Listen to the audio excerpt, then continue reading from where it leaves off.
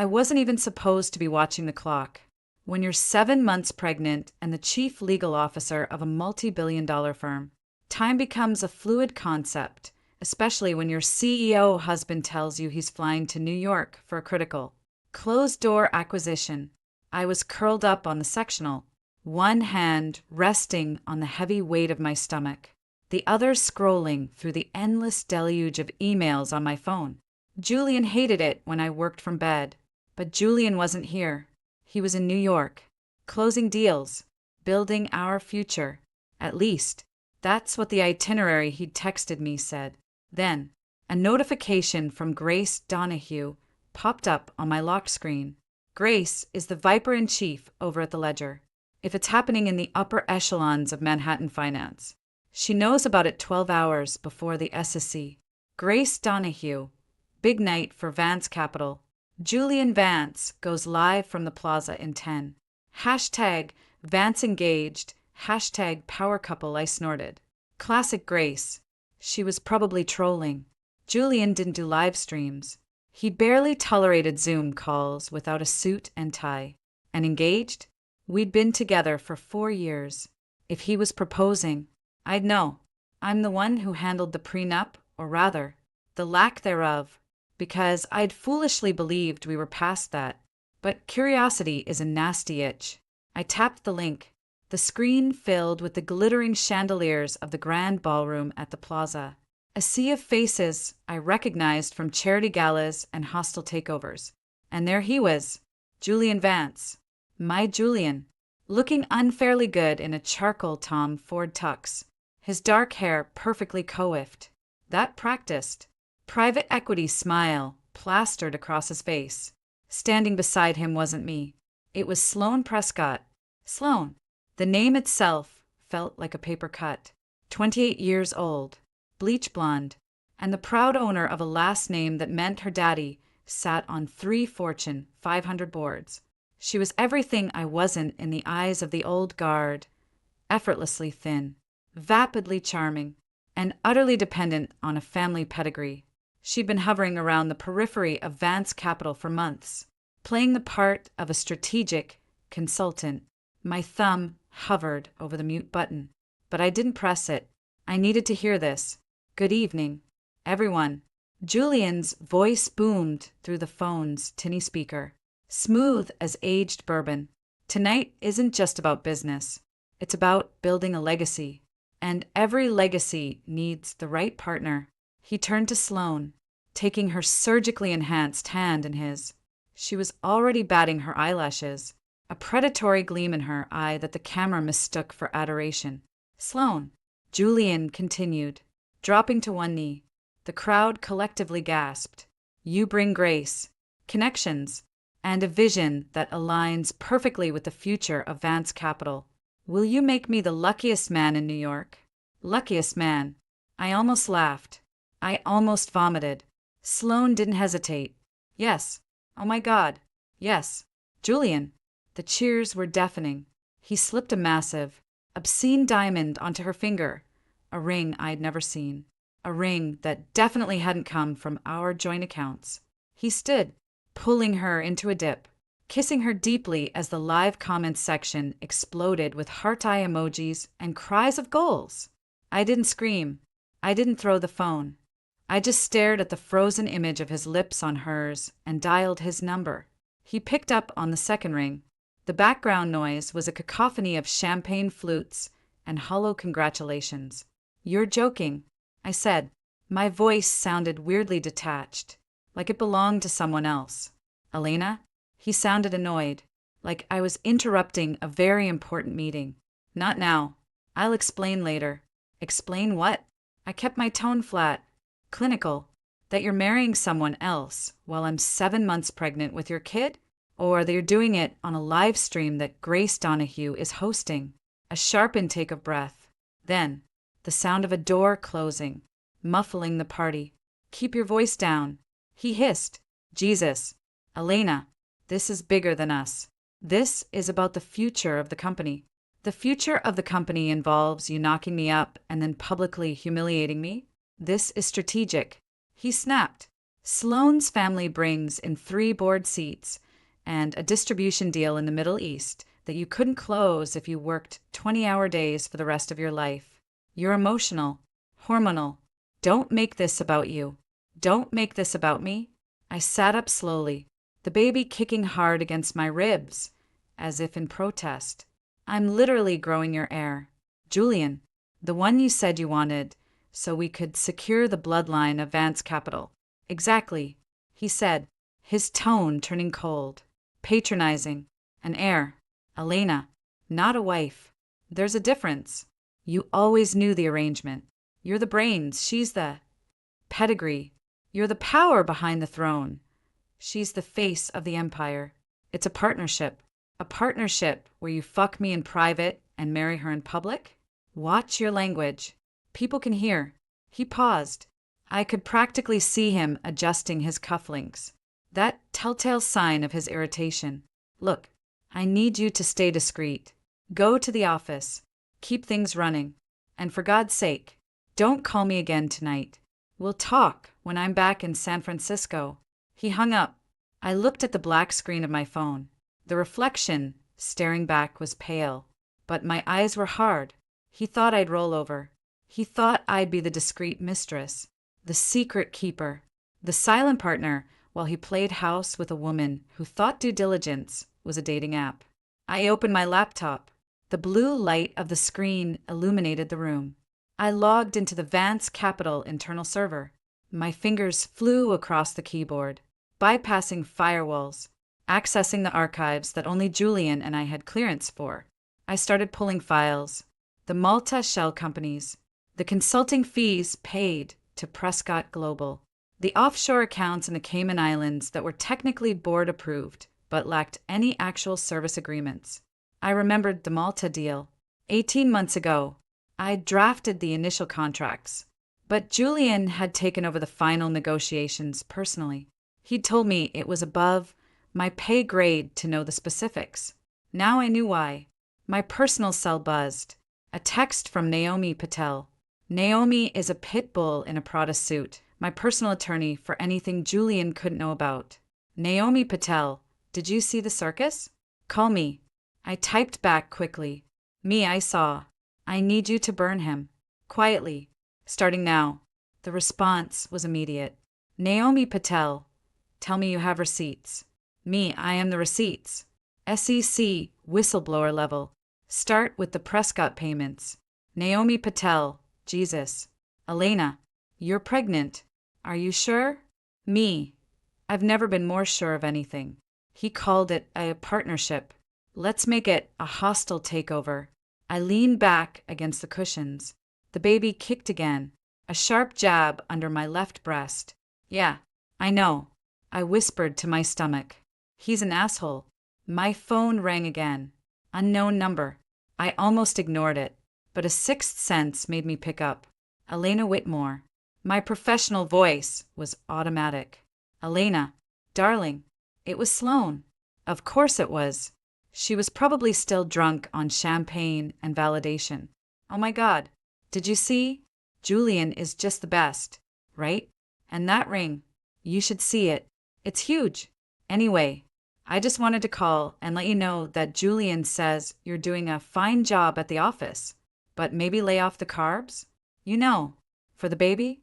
We want him to be streamlined, like his daddy. I didn't say anything for a full 5 seconds. I let the silence stretch, letting her squirm. Sloane, I finally said, my voice dangerously soft. Congratulations on the engagement. Truly.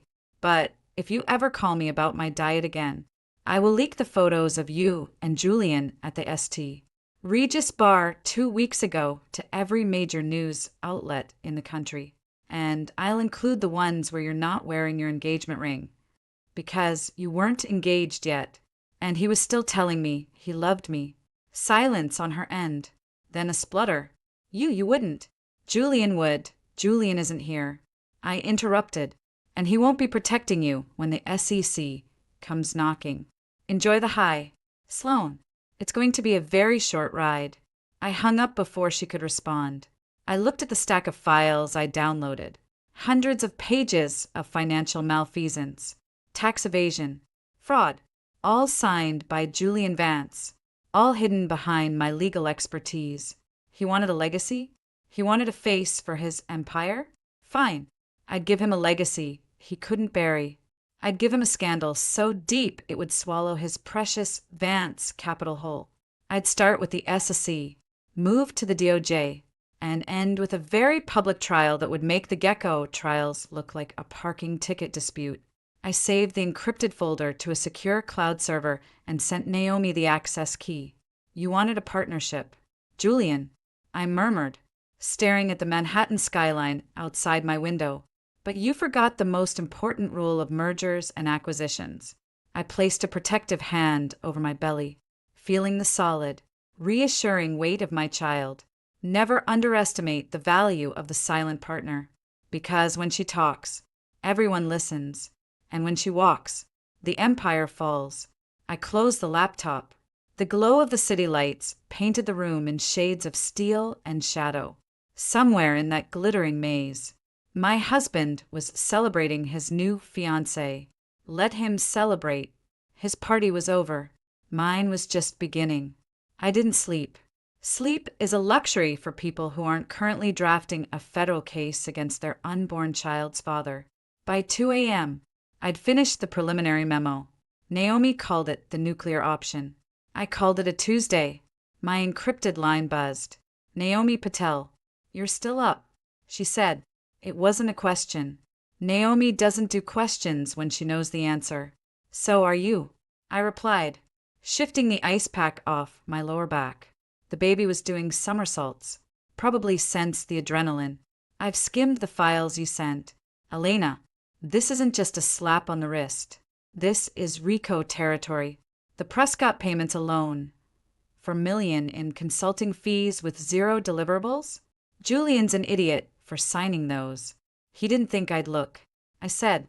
He told me the Malta deal was too complex for me to handle. Turns out, it was just too illegal.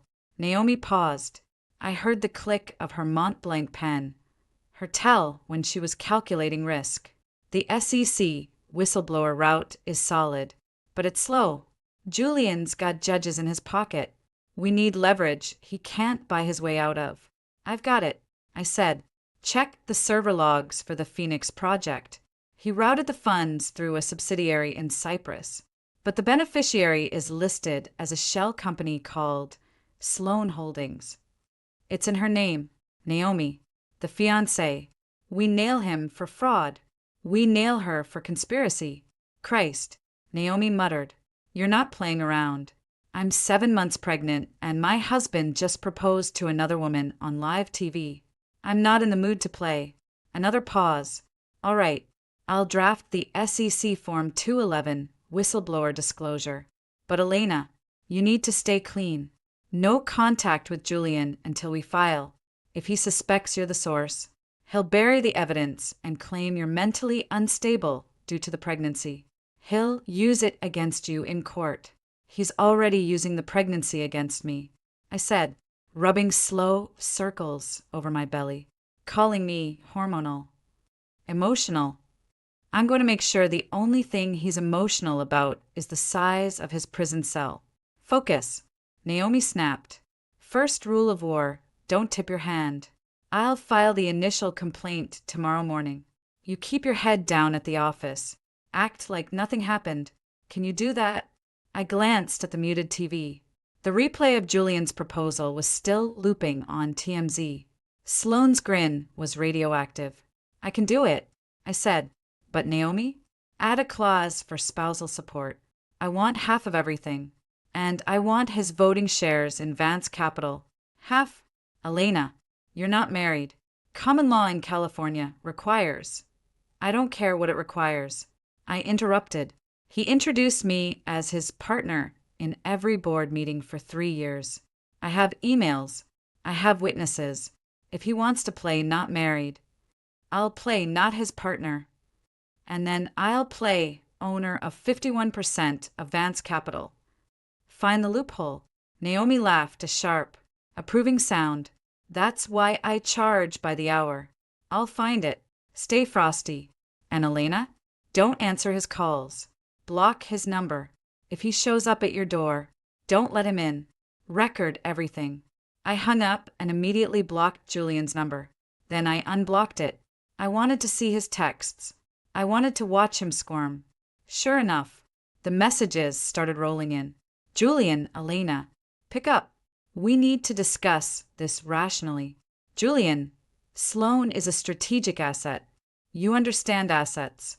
Stop being difficult. Julian, I'll double your bonus this quarter. Name your price. Julian, fine. Be a child.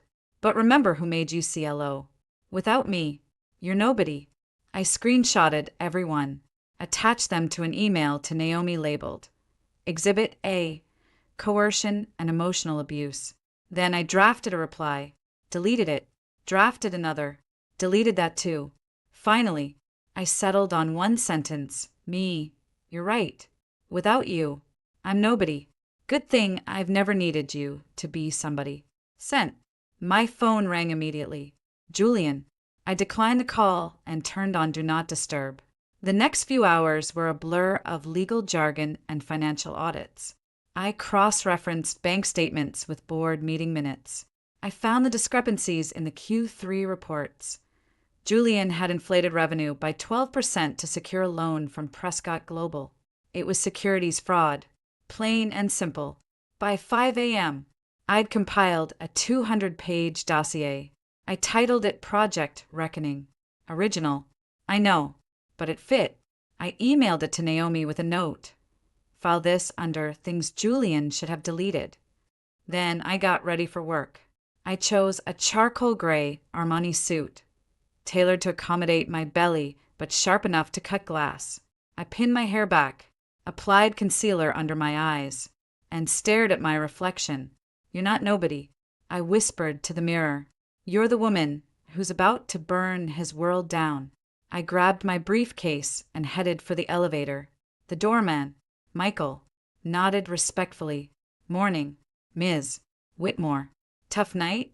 He'd seen the live stream. Everyone had. Just another day in fintech. Michael, I said, stepping into the elevator. How's your daughter? She's good, ma'am. Starting college in the fall. Tell her Elena Whitmore wishes her luck. I said, and remind her, never trust a man who proposes on live TV. The elevator doors closed. I leaned against the wall, breathing through a contraction. Braxton Hicks. Stress-induced. I counted to 10, focused on the numbers, and straightened up as the doors opened to the lobby. Vance Capital's headquarters smelled like money and ambition, coffee, leather, and the faint ozone of overworked servers. My assistant, Rachel, looked up from her desk, her eyes wide with a mixture of pity and panic. Ms. Whitmore, I didn't expect you in today. After last night was a PR stunt. Rachel, I said, my voice crisp. Today is a work day. Get me the merger docs for the Orion acquisition, and hold all calls from New York, especially from Mr. Vance. Why, yes, ma'am. She scrambled to comply. I walked into my office and closed the door. The blinds were already drawn, standard protocol when I was reviewing sensitive materials. I booted up my desktop and pulled up the internal messaging system. Julian was online. Of course he was. Probably deleting evidence. I typed a message. My fingers steady. Me, Julian. I've reviewed the Phoenix project files. The Cyprus routing is sloppy. You should have used the Luxembourg subsidiary like I suggested. Also, Sloan Holdings is a dead giveaway. The SEC will trace it back to her in 10 minutes. Might want to lawyer up. Or don't. Either way, I'll see you in court. I didn't send it. Not yet. I saved it as a draft. A little psychological warfare never hurt. Instead, I opened a line to Marcus Cole. He answered on the third ring, his voice gravelly with sleep. Elena, it's 5:30 a.m. on the West Coast. This better be good. It's good, I said. I'm sending you the Phoenix files. Julian's been using Vance Capital to launder money for the Prescotts. I need you to verify the tech side, See if he manipulated the AI valuation metrics to justify the inflated numbers. Marcus was silent for a beat. Then he laughed a low, bitter sound. I wondered when you'd find it. I flagged those discrepancies 18 months ago. Julian told me I was seeing ghosts. Fired me for insubordination. I know, I said. I found your termination letter in the archives. You were right. He buried it because you were right. Why now? Marcus asked. Why call me now? Because he proposed to Sloane Prescott last night. I said, on live TV, while I'm 7 months pregnant with his kid. Another pause. Longer this time. Son of a bitch. Marcus muttered. You okay? I'm better than okay. I said, I'm motivated. I need your help. Marcus, I need you to be my expert witness. I need you to testify that Julian manipulated the AI algorithms to defraud investors.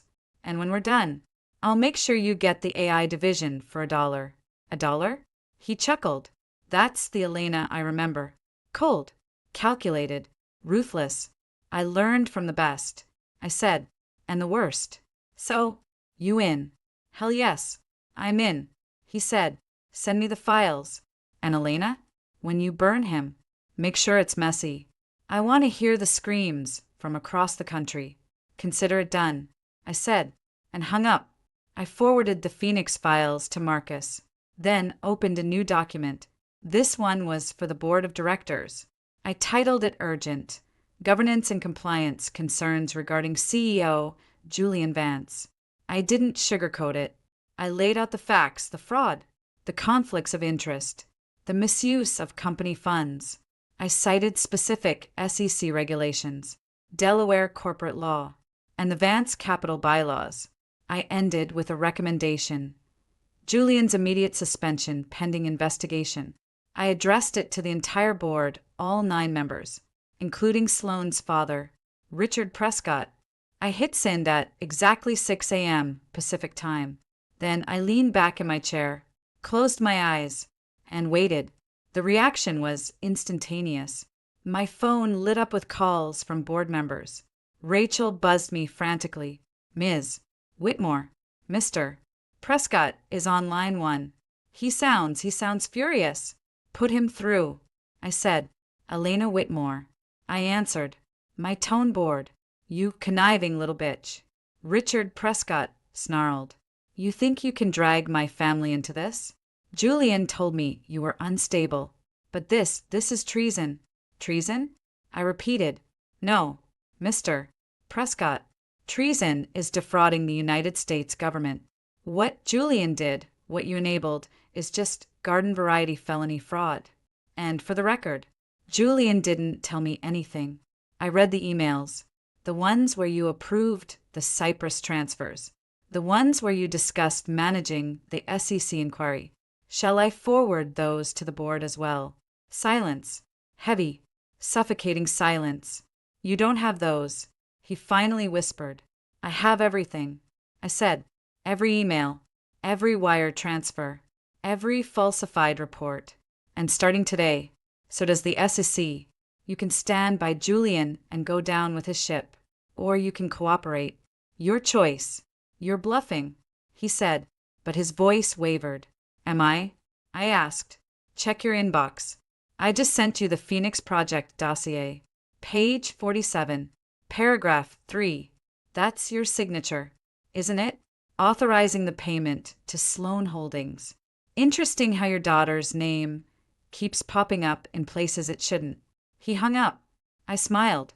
Rachel buzzed again. Ms. Whitmore? Mr. Vance is on line 2. He says it's an emergency. I picked up. Julian. Elena. You fucking traitor. He spat. What the hell did you send to the board? Richard just called me screaming. The SEC is already asking questions. How dare you? How dare I? I interrupted. How dare you? You proposed to another woman while I'm carrying your child. You called me emotional. Hormonal. You said I wasn't wife material. Well, guess what, Julian? I'm not your wife. I'm your chief legal officer. And as of this morning, I'm also your worst nightmare. You'll regret this. He hissed. I'll sue you for everything you have. I'll take the baby. You'll do nothing. I said, because if you try, I'll release the recordings. Recordings? He sounded confused, then scared. What recordings? The ones from your office. I said, the ones where you admitted to falsifying the Q3 reports. The ones where you told me to lose the Phoenix files. Did you really think I wouldn't cover my ass? Julian, I'm the one who taught you how to cover yours. And now, I'm using those lessons against you. You wouldn't, he whispered. You'd destroy the company. The company is already destroyed. I said, you just haven't realized it yet. Enjoy your engagement. Julian, it's the last thing you'll ever have. Because starting today, I'm taking it all. The company, the money, the reputation. And when I'm done, you'll be lucky if you can afford a public defender. I hung up before he could respond. Rachel buzzed again. Ms. Whitmore? Grace Donahue from the Ledgerus on line 3. She says she has questions about the Phoenix project. I smiled. Put her through. Elena. Grace's voice was gleeful. Talk to me. Is it true? Julian Vance is under SEC investigation? And what's this about a secret memo from the board? Grace, I said, leaning back in my chair. I'm not at liberty to discuss ongoing investigations, but I can confirm that Vance Capital takes compliance very seriously. And sometimes, taking compliance seriously means making difficult personnel decisions. Personnel decisions? Grace pressed. Like suspending the CEO? Elena, is Julian Vance about to be ousted? I couldn't possibly comment. I said, but if you're looking for a statement, you can quote me on this. Vance Capital is committed to transparency, accountability, and ethical leadership. Any allegations of misconduct will be thoroughly investigated, and appropriate action will be taken. That's awfully vague. Grace said, it's awfully legal. I countered. And Grace, one more thing. If you're writing a story, you might want to look into the relationship between Julian Vance and Sloane Prescott. Specifically, the financial ties. It's illuminating. Consider it illuminated. Grace said, hanging up. I set the phone down and looked at the clock. 6:15 a.m. In 15 minutes, the world would know Julian Vance was finished. I placed a hand on my belly. The baby was quiet now, listening. You see that? I whispered. That's how you win. You don't scream. You don't cry. You don't beg. You just take it. My office door burst open. Rachel stood there, pale. Ms. Whitmore. The board, they're calling an emergency meeting. In 10 minutes. And Julian just landed at SFO. He's coming here. I stood slowly, smoothing my suit. Cancel the meeting.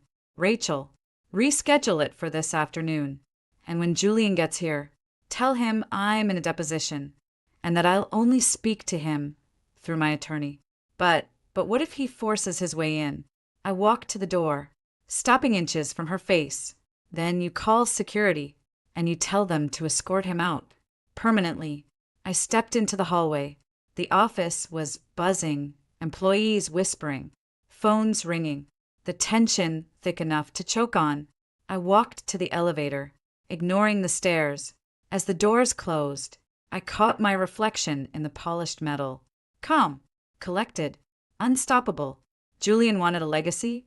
He was about to get one, and it would be written in bankruptcy filings and prison sentences. The elevator descended.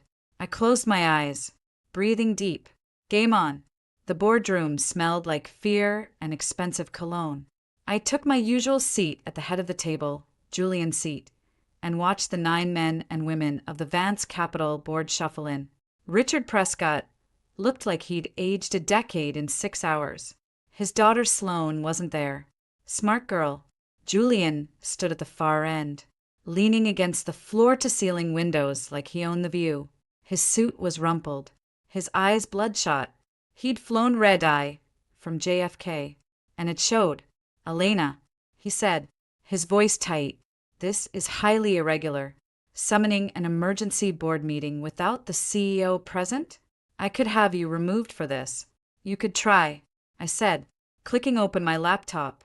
But according to Section 4(7) of the bylaws, the chief legal officer can convene a meeting if there's reasonable cause to suspect malfeasance by senior leadership. And Julian, we've got reasonable cause leaking out of every offshore account you've touched. Richard Prescott cleared his throat. This is absurd. Elena, you're emotional, pregnant. Everyone knows stress can cause. Can cause what? Richard, I interrupted. Clarity? Focus? The ability to spot a $4 million hole in the Q3 earnings report? Save the concern. Your signatures on page 47 of the Phoenix dossier. The one I sent at 6 this morning. Ring any bells? He went pale. Julian pushed off the window, striding toward the table. Enough. Elena, step down. This is my company. Was your company? I corrected. Until you decided to use it as a personal piggy bank for your fiancé's family. Gentlemen, ladies, look at the screen. I clicked the remote. The projector hummed to life, displaying a wire transfer dated August 14th. For $2 million from Vance Capital's primary operating account to Prescott Global. Memo line, Strategic Consulting Services. Now, I said, pull up the contract for those services. Oh wait, there isn't one. Because strategic consulting is code for bribe to keep the SEC off our backs. And here's the kicker. The beneficiary of those funds? Sloan Holdings, LLC. Registered to Sloan Prescott. Your fiancé, Julian. Congratulations. You didn't just commit fraud. You built your engagement on it. The room erupted. Voices overlapped, shocked, angry, scared. Julian slammed his fist on the table. Lies. Fabrications. Elena's unstable. She's been erratic all pregnancy. Erratic? Marcus Cole's voice cut through the chaos. He stood in the doorway, arms crossed. I'd invited him as a technical advisor. Julian's face twisted. You. Julian snarled. You're fired. Again. Not anymore. Marcus said, walking in. Elena rehired me this morning. Interim CTO. Board approved. He nodded at me. And Julian, those AI valuation metrics you inflated to justify the Orion acquisition. I traced the code. You backdated the algorithm outputs. Falsified the training data. That's not just fraud. That's securities fraud. Federal offense. 10 years. Minimum. Julian's jaw tightened. You can't prove. I already did. Marcus said, tossing a flash drive onto the table. Full audit trail. Timestamps. IP addresses. Your login credentials. It's all there. Elena's legal team has a copy. So does the SEC. Richard Prescott stood abruptly. This is a witch hunt. My daughter is an innocent party. She knew nothing. She knew.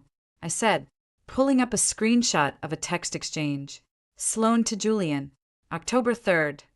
Dad says the Cyprus transfer needs to clear by Friday or the Middle East deal dies.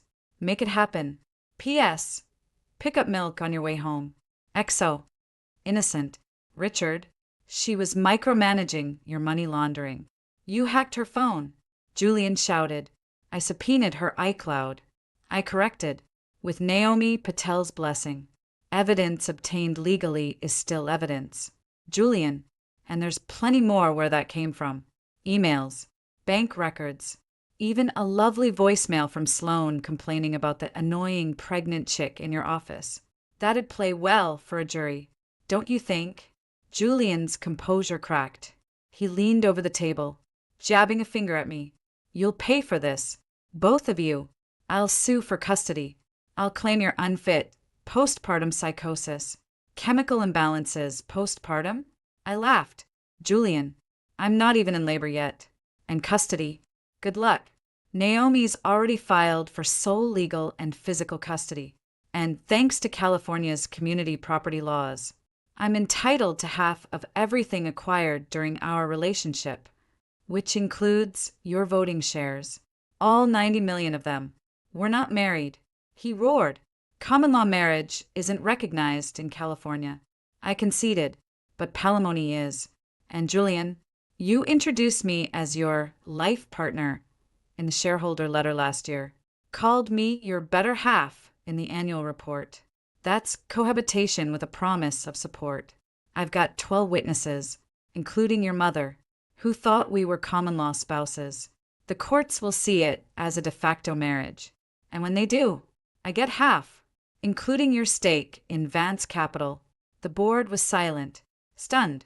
Richard Prescott sank back into his chair, staring at his hands. Julian turned to the board, desperation leaking into his voice. You can't let her do this. She's destroying the company. Our stock price will plummet. Our stock price already plummeted, said Linda Chen, the board's lead independent director. She'd been quiet until now, down 14% in pre-market trading, thanks to Grace Donahue's article, which, by the way, quotes sources close to the investigation. Sources that sound remarkably like you. Elena, I merely confirmed the company's commitment to transparency. I said, Linda, the question isn't whether the stock drops. It's whether it recovers. And it won't, not with Julian at the helm. Not with an SEC investigation looming. Not with a CEO who thinks engagement means embezzlement. Linda nodded slowly. Julian, you need to step down. Temporarily. Pending the outcome of the internal investigation. Step down? He looked around the table, wild-eyed. You're all spineless. Elena's manipulating you. She's just a woman scorned. A hormonal. Finish that sentence. Julian, I said quietly, and I'll add gender discrimination to the list of charges, along with retaliation and creating a hostile work environment. Naomi's already drafting the complaint. He shut his mouth. Linda looked at me. Elena, as CLO, you'll oversee the investigation, but we need stability, interim leadership, until we appoint a permanent CEO. I agree, I said, and I have a candidate. Marcus Cole, former CTO, whistleblower, clean record. He knows the tech, the finances, and the extent of Julian's malfeasance. He's already begun securing the servers, preserving evidence, and cooperating with federal authorities. Marcus raised an eyebrow. I'm flattered, but I've got my own startup to run. Take a leave of absence. I said, 6 months. We'll backfill your role. And when this is over, Vance Capital's AI division spins off as an independent entity. You run it. Full autonomy. 51% equity. Marcus considered it. Then he smiled cold. Predatory. Deal. But Elena? I want Julian's office. And his parking spot. Done. I said. Julian lunged forward, grabbing the edge of the table. This is mutiny. I founded this company. I built it from nothing. You're all going to regret this. Elena, you'll regret this. You'll do nothing.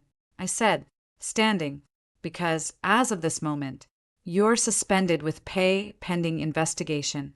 You'll surrender your company devices, your access badges, and your corporate credit cards. Security will escort you out. And Julian, if you approach me, my home, or my child again, I'll file a restraining order so fast your head will spin. And I'll make sure the press knows exactly why. Disgraced CEO Harris's pregnant ex-partner. That'll sell papers. 2 security guards appeared in the doorway. Julian stared at them, then at me.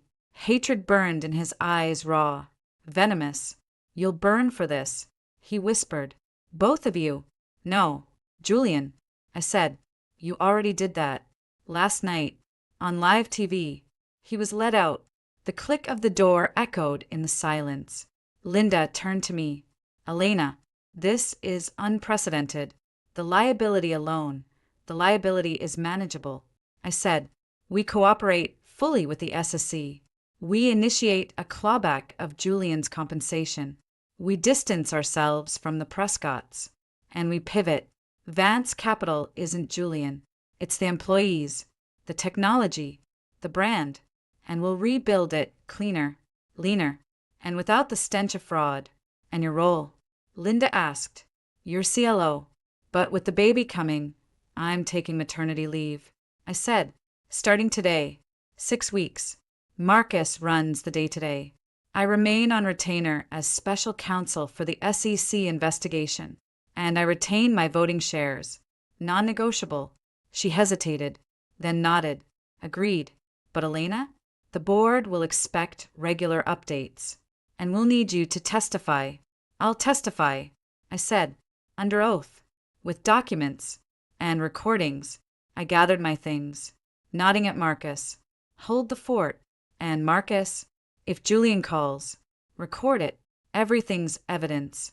Already on it, he said, holding up his phone. Got his exit speech. Gold. I left the boardroom to a sea of whispers. Employees parted as I walked. Some looked terrified, others relieved. I reached my office, closed the door, and leaned against it. My phone buzzed. Naomi. He's out. I said. I know. She replied. Grace Donahue's already broken the story. Vance Capital CEO suspended amid fraud probe. It's everywhere. SEC just froze the company's U.S. accounts. Julian's lawyers are circling. Let them circle. I said, we've got the evidence. And Naomi? File the palimony suit. Today. I want his shares transferred to a neutral third party pending the custody hearing. Done. And Elena? Sloane's lawyer just called. She's willing to flip on Julian for immunity. Predictable. I said, tell them we'll consider it, but only if she provides full financial disclosures, including the Malta accounts, and only if she agrees to a gag order. No book deals, no interviews, just testimony. Cold. Naomi said, approvingly, I'll draft the agreement. I hung up, then dialed another number. Doctor. Sharma's office. Elena? The receptionist answered. Is everything all right? Your appointment isn't until next week. Move it up. I said, today, 3 p.m., and I need you to document everything. The stress, the contractions, the elevated blood pressure. I'm filing for a protective order, and I need medical evidence that Julian's actions are harming the pregnancy. Of course, we'll fit you in. And Elena? Stay calm. Stress isn't good for the baby. I'm calm. I said, I'm just busy burning down an empire. I ended the call and looked at the framed photo on my desk, me and Julian at last year's Christmas party. He was smiling. I was smiling. Both of us liars. I picked up the frame and dropped it in the trash. My phone buzzed again. Unknown number. I answered. Elena. Julian's voice. Raspy. Angry. You think you've won? You haven't. I've got friends. Elena. Friends in high places. Judges. Prosecutors. They owe me favors. I'll bury you. I'll take the baby. I'll make sure you never work in this town again. Save it for your lawyer. Julian. I said. Or better yet, save it for the FBI. I'm recording this. And Naomi's already flagged your number for harassment. Every word you say is going into the federal complaint. So go ahead. Keep talking. Dig your grave deeper. Silence. Then a click. He'd hung up. I added the recording to the digital folder labeled evidence. Julian Vance. Then I drafted a quick email to the board, summarizing the meeting and outlining next steps. I CC'd Marcus and Naomi. Finally, I leaned back, closing my eyes. The baby kicked hard. A reminder. A demand. I know. I whispered. I know. But it's almost over. And when it is, it's just you and me. And nobody gets to hurt us again. My office door opened without a knock. Marcus stood there, holding a thick envelope. Mailroom just intercepted this, he said, tossing it on my desk. Addressed to you. No return address, but the postmark's from New York. I opened it. Inside was a single sheet of paper, a photocopy of a birth certificate, Julian's, and a note, handwritten in his jagged script. You're not the only one with secrets. Elena, ask your mother about Malta. 1989. I stared at it. My pulse hammered. Malta, 1989. My mother had traveled to Malta that year for a conference. She'd never talked about it. Marcus saw my face. Elena, you okay? I folded the note carefully, tucking it into my pocket. I'm fine. Just Julian trying to rattle me. It won't work. But as I stood, gathering my coat, a chill ran down my spine. Because Julian wasn't just fighting dirty. He was fighting personal. And I had a feeling the next chapter of this war wouldn't be fought in boardrooms. It'd be fought in blood. I didn't go home. Home had become a trap, glass walls, predictable entry points, and a security system Julian knew how to bypass. Instead, I drove to my mother's brownstone in Pacific Heights. The tires on my Tesla hummed against the wet pavement, the baby kicking in rhythm with the turn signal. Every jolt felt personal. Mom opened the door before I could knock. She took one look at me, at the stiff way I held my belly, and pulled me inside. Elena, you look like hell. Thanks. Mom, you too. I brushed past her, heading for the kitchen. I need coffee. And answers. She followed, tying the belt on her silk robe. Answers about what? Julian's little circus last night? I saw the headlines. Grace Donahue is having a field day. I tossed the photocopied birth certificate and Julian's note onto the marble island. About this. Malta, 1989.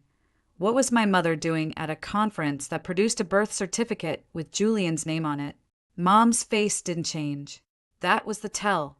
Eleanor Whitmore didn't blink unless she was lying. I was a guest lecturer at the University of Malta, she said, reaching for the kettle. Spring semester. You know that. I know you were gone for 6 months. I said, and I know Julian's mother, Catherine Vance, was also in Malta that year, raising money for her pet charity. What I don't know is why Julian thinks my mother's trip is a secret worth blackmailing me with. Mom set the kettle down slowly. He's grasping. Elena, trying to rattle you because he knows he's finished. Don't give him the satisfaction. I'm not giving him anything, I said, stepping closer. I'm asking you, straight up, did you know Robert Vance? Julian's father? Her jaw tightened. I met him once, at a fundraiser. He was unpleasant. Unpleasant enough to sleep with? Unpleasant enough to have a kid with? Elena! She recoiled like I'd slapped her. How dare you? I loved your father. I would never, then explain the note. I snapped. Explain why Julian's birth certificate is in your desk drawer, because I checked. Mom, I checked last year when I was updating the estate plan. I saw it. I thought it was a mistake, a clerical error. But it's not, is it? It's real. And Julian knows. She sank into a chair, suddenly looking every one of her 68 years. It was a different time. She whispered, your father, he couldn't have children. We tried for years. IVF failed. And then Robert Vance offered a solution. A solution. I repeated, numb. You slept with Robert Vance to have me? No, she said quickly. Not like that. It was a donor arrangement. Clinical. Anonymous. Or so I thought. Robert said the records would be sealed. That no one would ever know. But then Julian was born. And Catherine figured it out. She hated me for it. Hated that Robert's only biological child wasn't hers. She spent years trying to erase the paper trail. I gripped the edge of the island, my knuckles white. So Julian isn't just my boss, or my lover. He's my half-brother? Technically, yes, Mom said. But Elena, listen to me, you didn't know. Neither of us did. Robert kept it from everyone, even Julian. He only found out recently. That's why he's doing this. Why he's so cruel. It's not just about the company. It's about the fact that you, the woman he chose, shares his blood. The room tilted. I sucked in a breath. Tasting bile. Half-sibling. Incest. The words echoed in my skull. Vile and surreal. I had spent 4 years building a life with a man who was my brother. I'd carried his child. I'd loved him. Get out. I whispered. Elena, get out. I screamed. The baby lurched, a sharp pain shooting through my abdomen. I need Naomi. And a doctor. And oh God. I fumbled for my phone, my vision blurring. Naomi picked up on the first ring. Elena? You sound. Julian's my half-brother. I choked out. Robert Vance was my biological father. Mom just confessed. And I'm bleeding. Naomi. Not much. But I think my water might have broken. I'm at Mom's. Send an ambulance. And call Dr. Sharma. Now. On it. Naomi said. All business. Elena. Listen to me. Do not move. Do not stand up. And do not let Julian near you. I'm pinging your location. FBI's already at Vance Capital serving warrants. I'll redirect them to your mother's. Hang tight. I lowered myself to the floor, my back against the cabinets. Mom knelt beside me, pressing a dish towel to my thighs. The fabric bloomed red. Elena, breathe. Just breathe. Stay away from me. I hissed. Don't touch me. Don't you dare. Sirens wailed in the distance. Closer. Too close. Then a crash. Glass shattering. From the front of the house. Mom gasped. Julian. I scrambled for my phone, hitting redial. Naomi. He's here. He broke in. I'm at Mom's. And the line went dead. Footsteps pounded down the hall. Heavy. Fast. Julian appeared in the kitchen doorway, his face a mask of fury and something worse, triumph. He held a crowbar. His suit was soaked, his hair plastered to his forehead. Thought you could hide? He sneered. Thought you could steal my company and my name? I'm your brother. Elena, your brother. And you spread your legs for me anyway. Pathetic. Get away from her. Mom said, standing. Security's on its way. The police. Your security is paid by me. Julian spat. And the police? I've got friends at the SFPD. This ends now. Give me the drives. Elena, the copies. All of them. Or I'll make sure your bastard child never sees a trust fund. Or a birth certificate without illegitimate stamped across it. I curled around my belly, shielding the baby. You touch him, and I'll kill you. Kill me?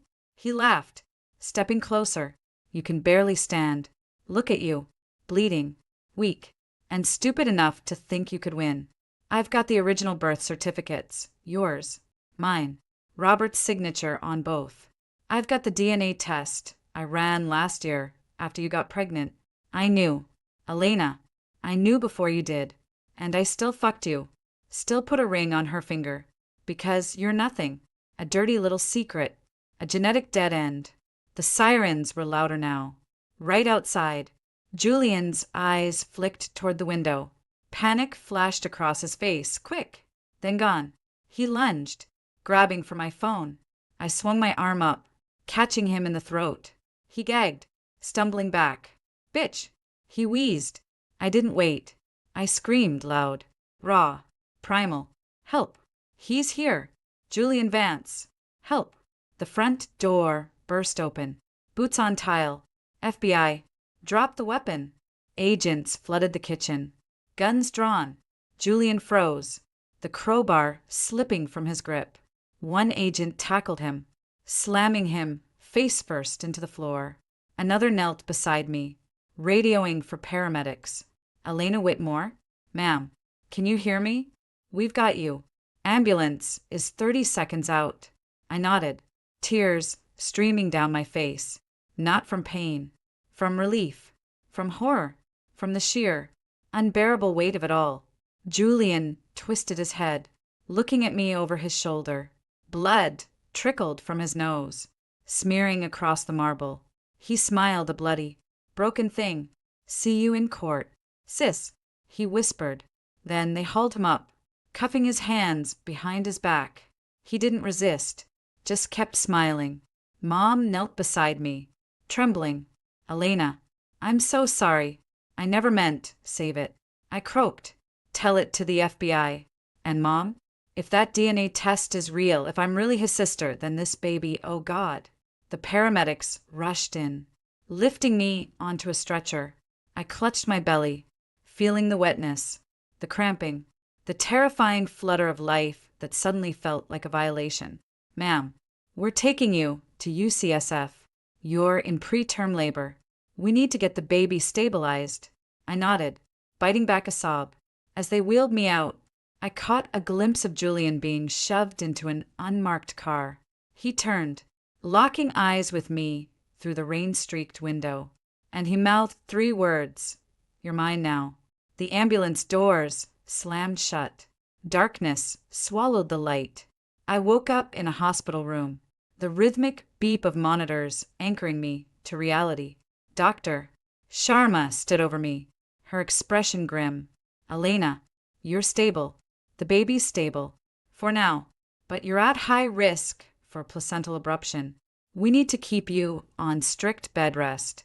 And Elena, we need to test the baby's DNA. Given what's come out about Julian, we need to know if there are genetic markers we should monitor. I stared at the ceiling. Test it, and compare it to Julian's. And mine. I want the truth. All of it. She nodded. I'll arrange it. Naomi's outside. She's been here all night. And the FBI wants to question you as soon as you're able. Let them wait. I said, get me Naomi. And a notepad. I need to dictate a statement. And Naomi? Tell her to bring the palimony suit and add a new cause of action. Intentional infliction of emotional distress. And fraud. And incest. Yeah, put that in there. Let the world see what he really is. Dr. Sharma squeezed my shoulder gently. Elena, I'm so sorry. Don't be. I said, be angry. Be ruthless. Because I am. And when I get out of this bed, Julian Vance isn't just going to jail. He's going to disappear. And I'm going to make sure his name is mud for the next 100 years. Naomi walked in, her heels clicking softly. She looked exhausted, but her eyes were sharp. You look like hell, she said, echoing Mom. Join the club. I rasped. What's the damage? Julian's in federal custody. No bail. The FBI raided his apartment, his office, Sloane's condo. They found enough evidence to sink a battleship. Sloane flipped fully. She's testifying against him in exchange for immunity. And Richard Prescott? He's lawyered up. But his defense is basically my daughter made me do it. Pathetic, I muttered. What about the DNA? Naomi hesitated. The test results won't be back for a week. But Elena, Julian's lawyer, filed a motion this morning for custody and to block the paternity test. He's claiming parental rights and risk of irreparable harm if the test proceeds. He's blocking the test? I laughed, a harsh, broken sound. He's the one who wanted the truth. Now he's afraid of it. He's afraid of what it'll do to his case. Naomi said, if the baby is his, and he's your half-brother, it's a PR nightmare. A legal catastrophe. The feds will charge him with ancestral abuse of a minor, you and statutory rape. Since you were 22 when you met, and he was 32, and the baby becomes proof of a crime. Then we make it public. I said, leak the DNA test. Leak the birth certificates. Let the world see what kind of monster he is. Too risky, Naomi said. The judge could seal the records. And Julian's got sympathizers in the media. We need to control the narrative, which is why I've scheduled a press conference for tomorrow. You'll announce your resignation as CLO, effective immediately. You'll cite health reasons, the pregnancy, and the need to focus on your family. And you'll endorse Marcus as the new CEO. Resign? I frowned. I'm not resigning. I'm on leave. Elena, listen to me, Naomi said, leaning in. You can't fight this from the inside. Not while you're pregnant. Not while Julian's pulling strings. You need to be the victim here. The wronged woman. The mother fighting for her child. If you stay in the game, you look complicit. Like you knew. Like you enabled him. Resign. Step back. Let Marcus run the company. Let the FBI build the case. And then you testify. And you watch him burn. I closed my eyes. She was right. It gutted me. But she was right. Fine. I whispered. I'll resign. But Naomi? I want one condition. Marcus gives me veto power over all major decisions. and I want a seat on the board. Non-executive, but permanent. I'm not disappearing. I'm just regrouping. Done. She said, I'll draft the agreement. And Elena? One more thing. Grace Donahue's outside. She's been camping out since midnight. Wants an exclusive. Says she'll go easy on you if you talk. I thought about it. Grace was a shark, but she was a predictable shark. And right now, I needed the narrative on my terms. 5 minutes. I said, but you're in the room. And I'm not answering questions about the DNA. Not yet. Just the facts. The fraud. The suspension. The FBI raid. And the resignation. Naomi nodded, stepping out. A moment later, Grace Donahue swept in, her recorder already rolling. Elena, thank you for doing this. I know it's been a nightmare. Cut the sympathy. Grace, I said, you're here for a story. So here it is. Julian Vance defrauded Vance Capital, its shareholders, and the federal government. He used company funds to enrich himself and his associates. He engaged in a pattern of deception that culminated in a public betrayal that shocked the nation. And as of today, I am stepping down as Chief Legal Officer to focus on my health and my family. Marcus Cole will assume the role of interim CEO, and I have every confidence in his leadership. Beyond that, I have no comment on ongoing investigations or personal matters. But let me be clear, Julian Vance's actions were his own, and he will be held accountable, fully, publicly, and legally. Grace leaned in. And the rumors, Elena, about your relationship with Julian? About other complications? I said no comment on personal matters. I repeated, but I will say this, when the full truth comes out, and it will, people will realize that Julian Vance isn't just a criminal. He's a predator, and predators don't deserve sympathy. They deserve cages. Grace's eyes gleamed. Strong words. And the baby? What about the baby's future? The baby's future is none of your business. Grace, I said, but I'll tell you this.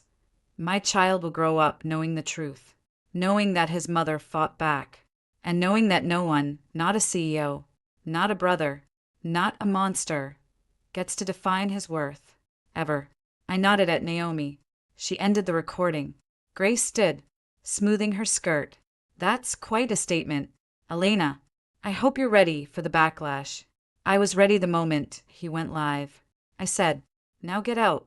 I need to rest. And Grace, if you print one word about the DNA before I authorize it, I'll sue you for libel so hard your grandkids will feel it. She smiled thin. Sharp. Noted. Take care, Elena, and good luck with the delivery.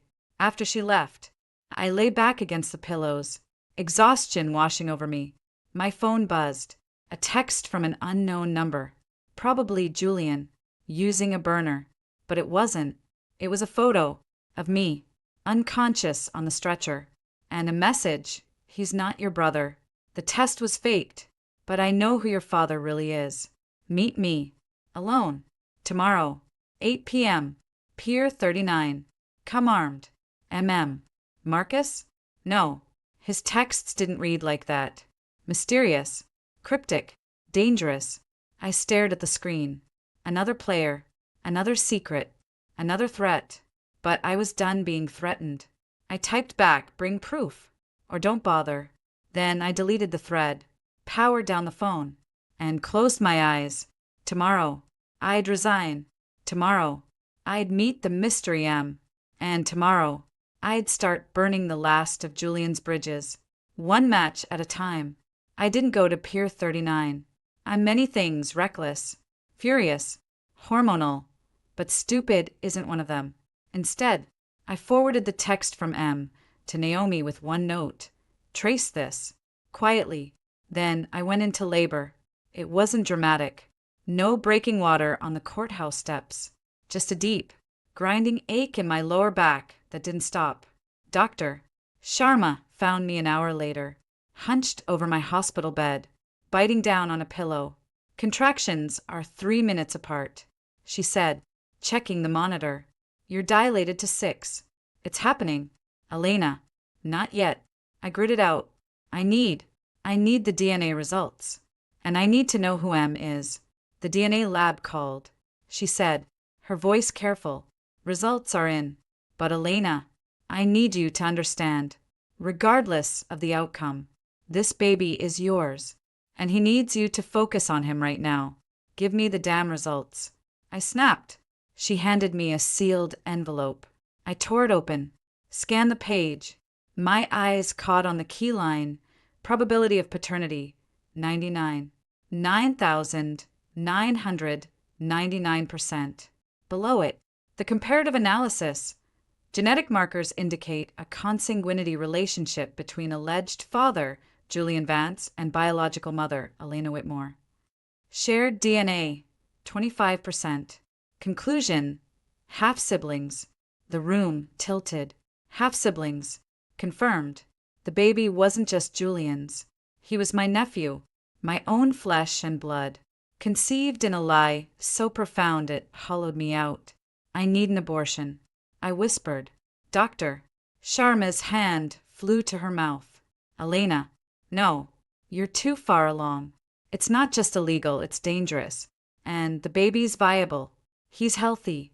Despite everything. Healthy? I laughed. A sound like breaking glass. He's the product of incest. Doctor. Do you know what that means? Birth defects. Cognitive impairments. A lifetime of being a walking scandal. I won't do that to him. I won't do that to me. Elena, listen to me, she said firmly. The genetic screening we did last month, it came back clear. No markers for cystic fibrosis, Tay-Sachs, or any of the recessive disorders we worry about in consanguineous relationships. He's healthy, strong, and he deserves a chance. He deserves a father who isn't his uncle, I said, tears finally spilling over, and a mother who isn't his aunt. What kind of life is that? A life you can give him, she said. Look, I'm not here to tell you what to do, but as your physician, I'm telling you, you cannot terminate this pregnancy. Not now, not safely.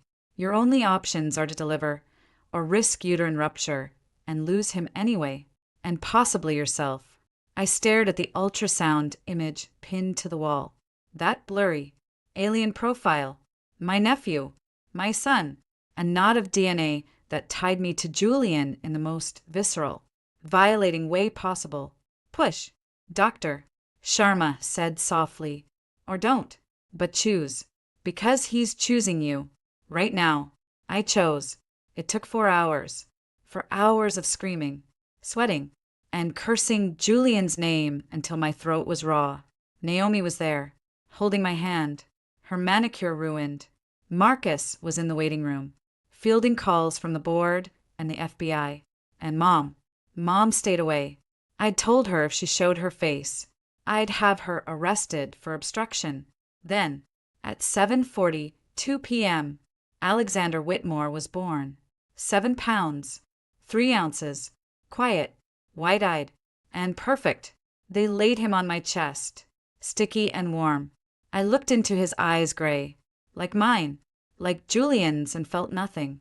Then everything, a grief so vast it threatened to drown me. He's beautiful, Naomi whispered. He's a Vance, I said, my voice flat. And he's a Whitmore. And he's a mistake. Doctor. Sharma stepped forward. Elena, don't say that. He's a child, and you're his mother. I'm his aunt. I corrected.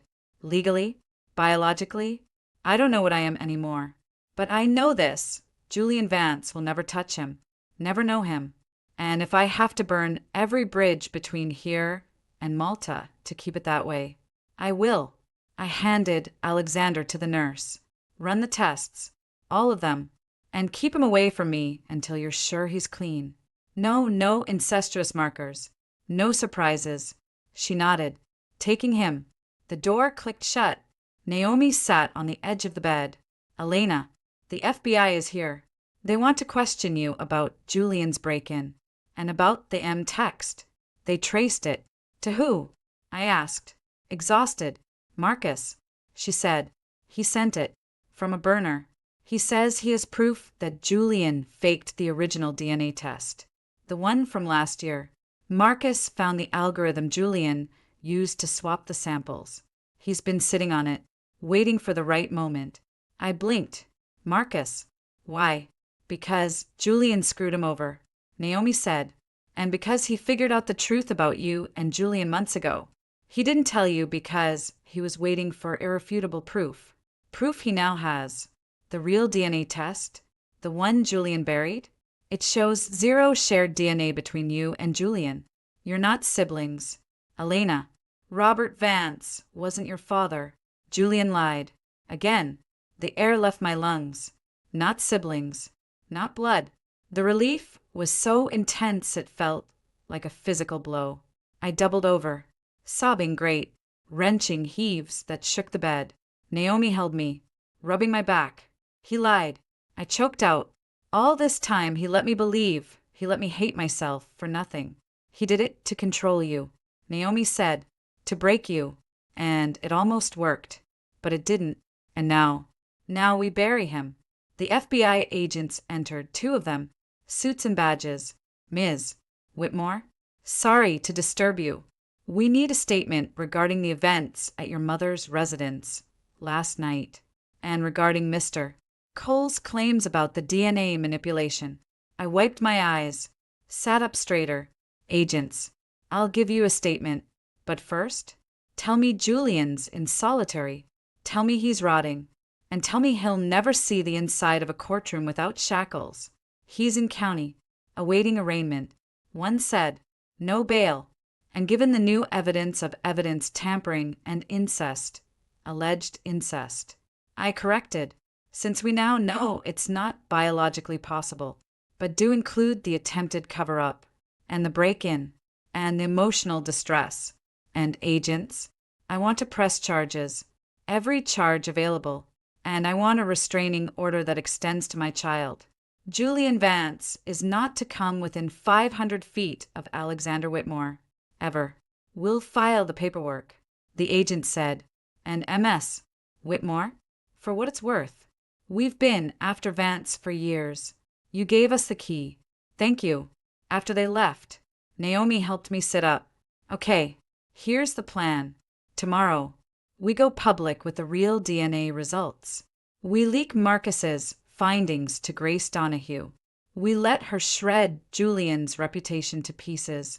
Then, you file for full custody based on his criminal history, his mental instability, and his attempts to kidnap you. And we hit him with a civil suit, palimony, emotional distress, fraud, the works. We'll take every cent he has. And Vance Capital? I asked. Marcus is stabilizing it, she said. Stocks rebounding. The board's behind him, and they've voted to rename it Whitmore Ventures. Pending your approval, Whitmore Ventures. My name, my legacy, not his. Approved, I said, on one condition. Marcus gets 20% equity and a seat on the board. For life. Done, Naomi said, smiling. Anything else? Yes, I said. I want a meeting. With Julian. In prison. Before the trial. Just him. Me. And a recording device. I want to hear him admit it. Admit that he lied about us being siblings.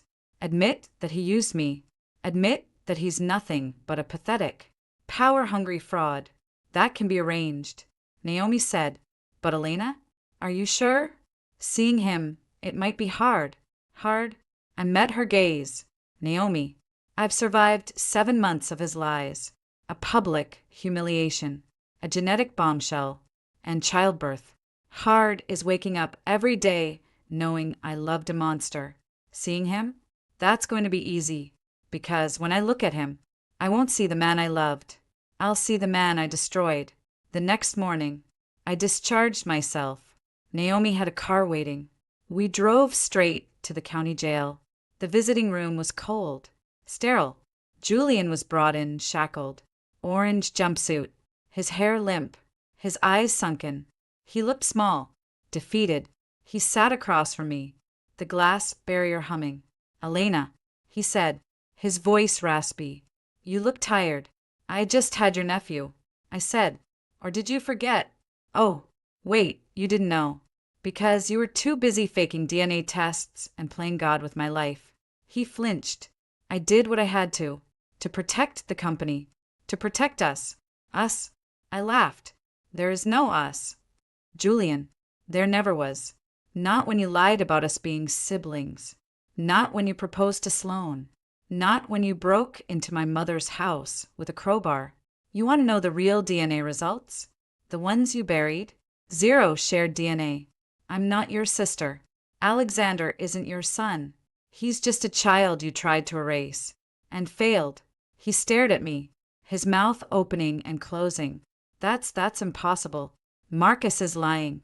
The test was real. I said, and you know it, because you swapped the samples. Julian, you used the same algorithm you used to inflate the Orion acquisition. Marcus found it. The FBI has it.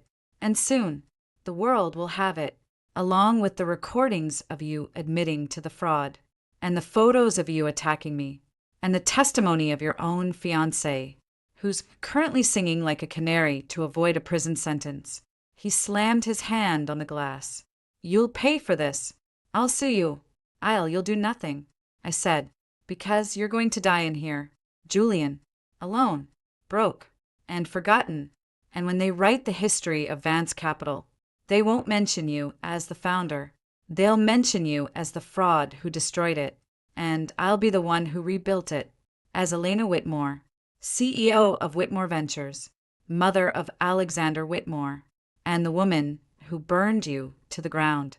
I stood. He lunged forward, the chains rattling. Elena, wait, please. I love you. I always have. I did it because I love you. I looked back at him, my expression blank. No, Julian, you loved power. You loved control. And you loved the idea of me, the brilliant lawyer who made you look good.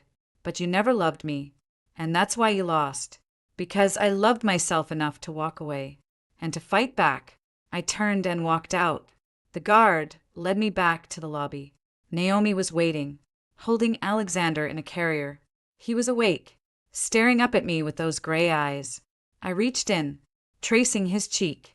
He looks like me. I whispered. He looks like a survivor. Naomi said, like his mother. I nodded. Take me home, Naomi, and schedule the press conference. I want to introduce the world to Whitmore Ventures and to my son. And I want to make one thing very clear. Julian Vance is dead to us.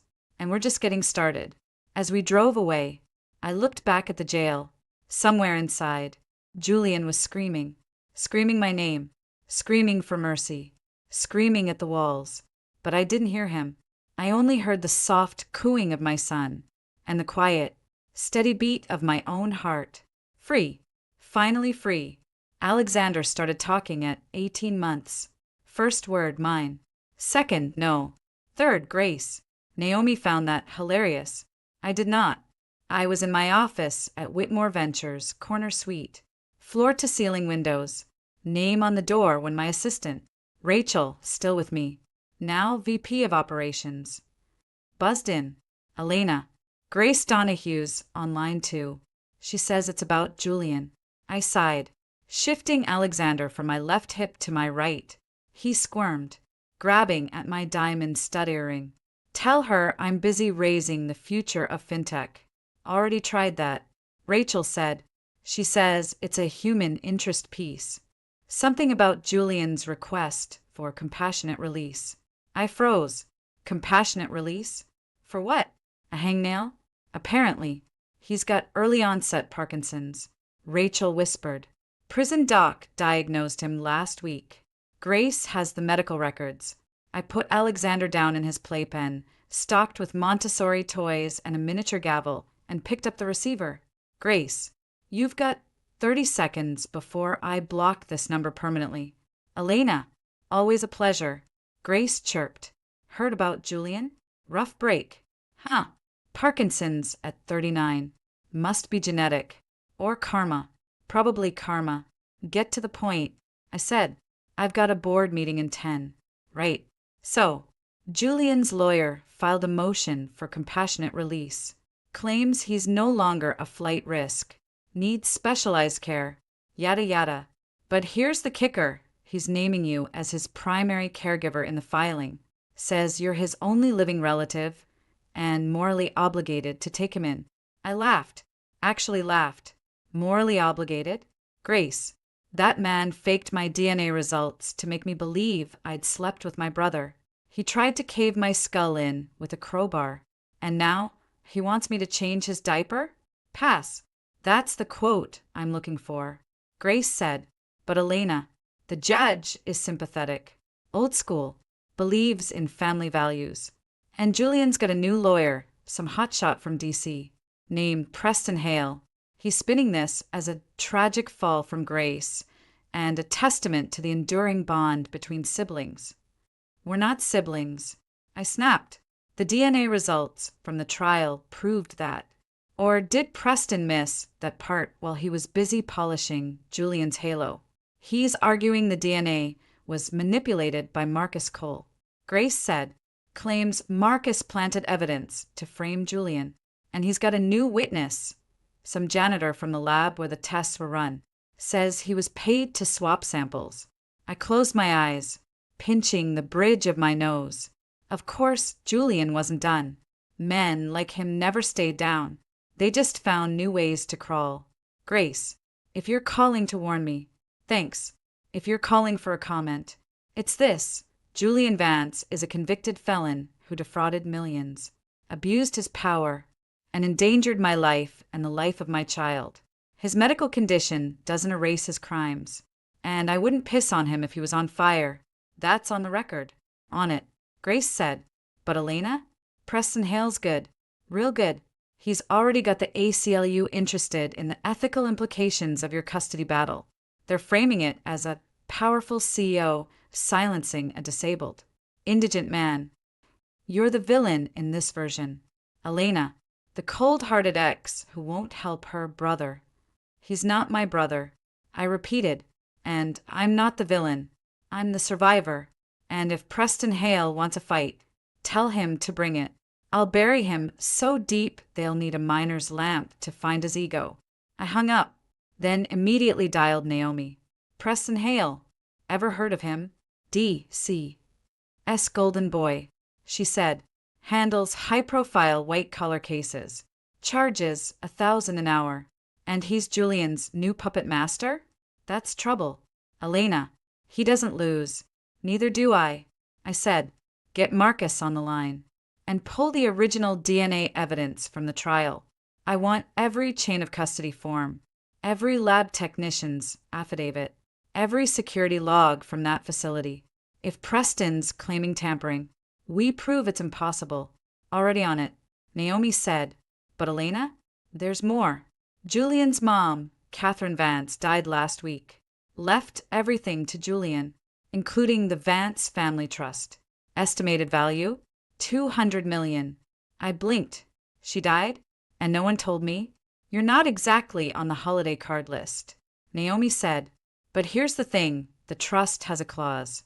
If Julian is incapacitated or incarcerated, the funds go to his next of kin, which, according to his birth certificate, is you, since Robert Vance is dead, and you were listed as Julian's half-sibling in the probate records. We're not siblings. I growled, but the court thinks we are. So Julian dies, or goes to prison, and I inherit $200 million? That's a motive for murder, or a motive for a very convincing illness. Naomi said, Parkinson's can be faked. Elena, especially early onset. Tremors. Stiffness, easy to mimic with drugs. And if Julian's faking it to get out on compassionate release, then inherit the trust through you. Then he's still playing me. I finished, using his own death or disability to win. I won't let him. I'll contest the will. I'll prove the Parkinson's is fake. And I'll make sure every cent of that trust goes to the victims of his fraud. Every last cent. Atta girl. Naomi said, I'll draft the petition. But Elena, you need to prepare for a fight. Preston Hale will drag you through the mud. He'll question your motives, your mental state, your parenting. He'll bring up the incest rumors, even though they're false, just to taint the jury. Let him. I said, I'll bring up the crowbar, the live stream, the FBI raid, and Alexander. I'll put my son on the stand if I have to. Let the world see what Julian did to us. And let them see that we survived, that we thrived, and that we don't need his blood money. The custody hearing was a circus. Preston Hale was everything Naomi warned, tall, silver-haired, with a voice like melted butter and a smile like a shark. He opened with a sob story about Julian's tragic decline and his unwavering love for his sister, Elena. I sat at the plaintiff's table, Alexander asleep in a carrier at my feet, and listened. When it was my turn, I didn't cry. I didn't rage. I presented facts. Your Honor, I said, standing, Mr. Hale wants you to believe this is a story about a brother seeking compassion from his sister. It's not. It's a story about a con man who spent 4 years gaslighting, manipulating, and nearly killing me, who faked a genetic relationship to control me, who proposed to another woman while I carried his child, a child he then tried to kidnap, and who now, facing the consequences of his actions, is allegedly faking a neurological disorder to evade justice. Preston stood. Objection. Speculation overruled. The judge said, Ms. Whitmore, continue. Thank you. I said, Your Honor, I've submitted the medical records from San Quentin. The tremors Julian is exhibiting, they're inconsistent with Parkinson's. Parkinson's tremors are resting tremors. They stop with movement. Julian's tremors worsen with movement. That's consistent with antipsychotic medication, specifically Haldol, which is what he's being prescribed for his anxiety. Or, if he's stopped taking it, withdrawal symptoms, and the stiffness, that's easily mimicked with muscle relaxants. We've also submitted security footage from the prison infirmary showing Julian walking unaided, without shuffling, another hallmark of Parkinson's. Preston's smile faltered. Your Honor, my client's medical privacy is waived when he files a motion for compassionate release. I said, and Your Honor, there's more. The witness, Mr. Hale, mentioned the janitor. His name is Luis Ramirez. He was fired from the lab 6 months ago for stealing equipment. He's currently facing 3 counts of grand theft, and he's agreed to recant his statement for a reduced sentence. We have the affidavit. I handed the judge a thick folder. She flipped through it, then looked at Preston. Mr. Hale, care to respond? He opened his mouth, closed it. Your Honor, we'll need time to review. You'll have until Monday. The judge said, but Ms. Whitmore's evidence is compelling, and her point about the trust is well taken. If Mr. Vance is indeed faking his condition, releasing him would be a miscarriage of justice, and allowing him access to $200 million in defrauded funds? Unconscionable. She banged her gavel. Motion denied. Mr. Vance remains in custody, and Ms. Whitmore's petition to redirect the Vance Trust to the Victims Fund is granted. Court adjourned. Preston stormed over to my table. You think this is over? I'll appeal. I'll take this to the Supreme Court, and when I do, I'll make sure every newspaper in America prints a picture of your son with the caption, product of incest. I stood, slow and deliberate. Try it, Preston, because when you do, I'll release the tapes, the ones from Julian's prison cell, the ones where he admits to faking the Parkinson's, the ones where he calls you a gullible idiot for believing his act, and the ones where he brags about how he's going to ruin Elena's life from the inside. You want a war? Bring it. But know this, I've already won. He paled, backing away. I gathered Alexander, nodded at Naomi, and walked out. Outside the courthouse, Grace Donahue was waiting. Elena, that was brutal. Any comment on Preston Hale's threats? Comment. I adjusted Alexander on my hip. Tell Preston this. I don't negotiate with terrorists. And I don't lose sleep over the ravings of a disgraced lawyer and a convicted felon. And Grace, if you print one word about Alexander that isn't approved by my PR team, I'll buy the ledger and fire you. Slowly, she laughed, shaking her head. You're something else. Whitmore. You know that? Most women would have crumbled. You built an empire. I built a life. I corrected. The empire's just a byproduct. And Grace? One more thing. The human interest angle? It's not Julian. It's the thousands of people who got their lives back because we redirected that trust fund.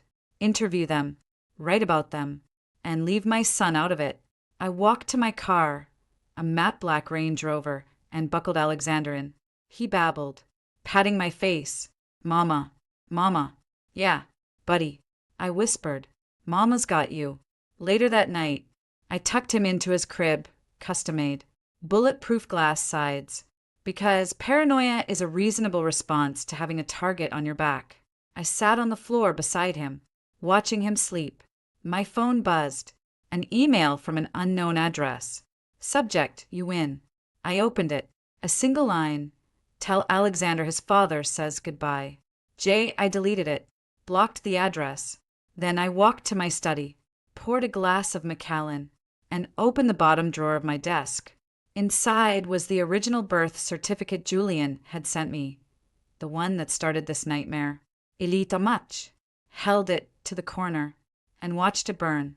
When the ashes cooled, I scattered them in the trash.